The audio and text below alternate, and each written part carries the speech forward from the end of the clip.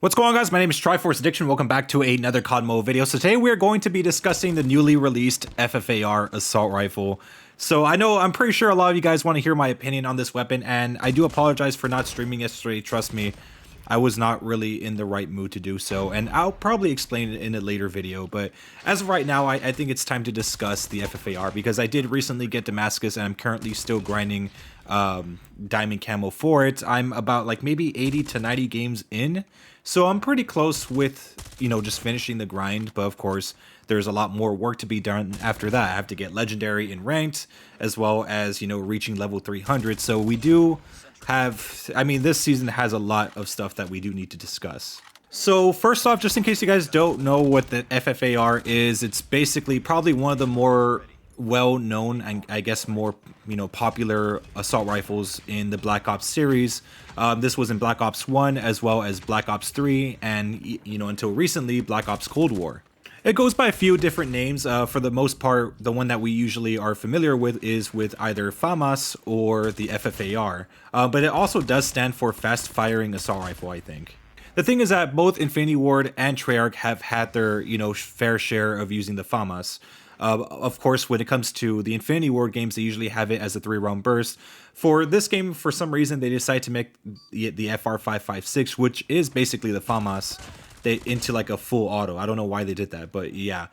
For the most part, at least when it comes to Black Ops games, the FFAR is usually full auto.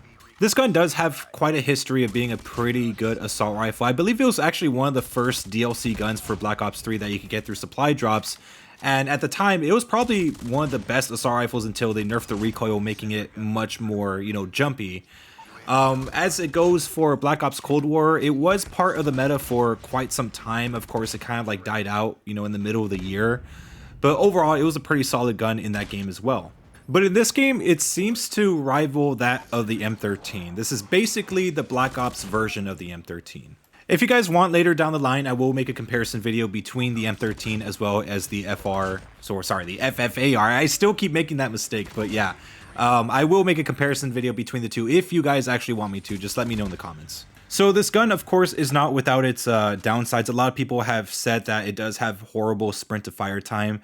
And honestly, it's kind of warranted given that this gun kills extremely fast, especially if you do have the task force barrel. But I think there does need to be some more downsides with this assault rifle, given that it kills extremely fast. So first off, the ADS speed is incredibly fast. Even if you stack up, like the heaviest mag and the heaviest barrel, it's not really going to do anything. It still aims faster than most assault rifles, if not all of them. Of course, this time around, they, with all the attachments, for the most part, when you have the firm grip tape or, serpent wrap in this case, the game does tend to, I guess, lower your sprint to fire time even more. But again, if you just use any of those stocks that increase that sprint to fire time, it's basically like nothing, so it doesn't even matter anyways. So let's talk about magazines. So the magazines are as per usual. They have like slightly extended rounds. They have double stack mags. They have a fast extended mag.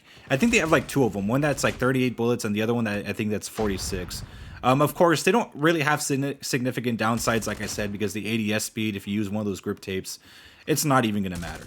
I guess another downside that I forgot to mention was the fact that it does start off with very low ammo. So when you're doing the no attachment challenges, getting gold for this thing, you do have to keep in mind, or you guys probably might want to use an ammo box or vulture to refill your ammo because it only does come with like 25 bullets. And for some reason that kind of does seem to be some weird trend with Black Ops weapons. They usually have like very, very low ammo counts, but of course they do pack a punch. So I guess in some ways it is kind of deserving.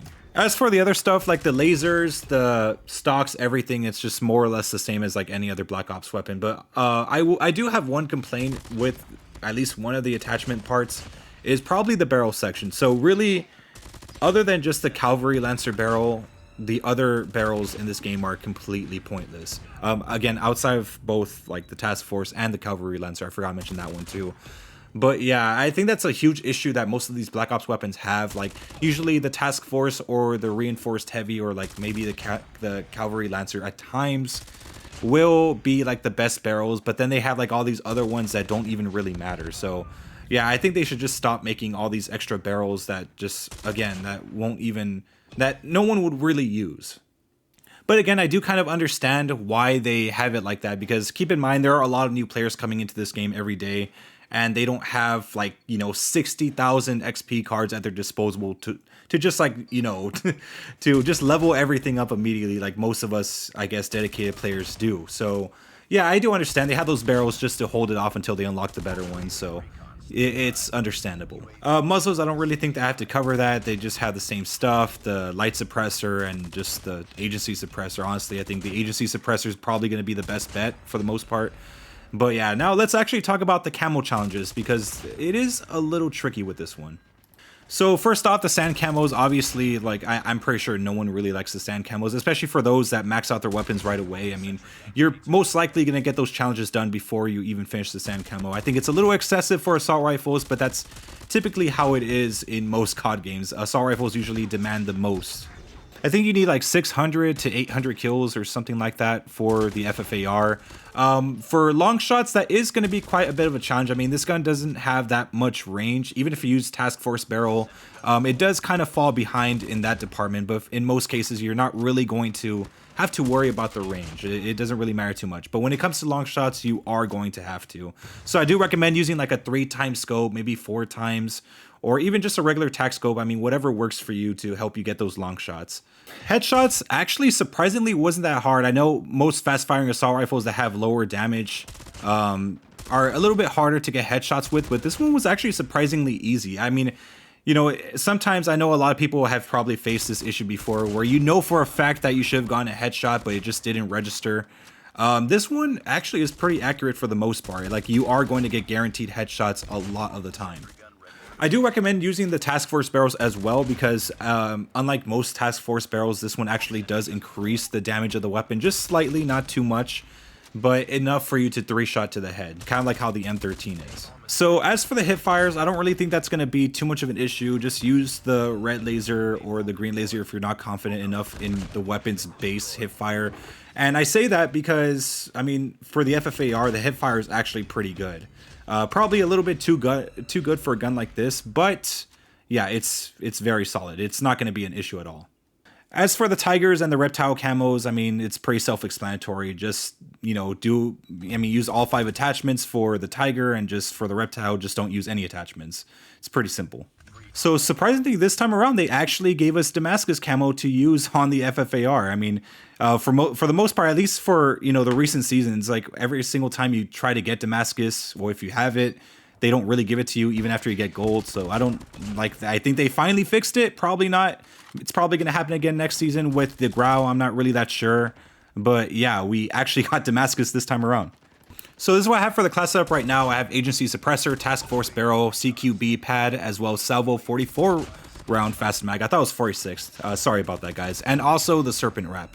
So yeah, anyways, I hope you guys enjoyed the video. Make sure to leave a like, make sure to subscribe for more COD mode content. And also, guys, keep in mind, this is just the shipment build. Once I get Diamond and start using it in other maps, I'll probably have a more definitive one. So yeah, anyways, have a good day, guys.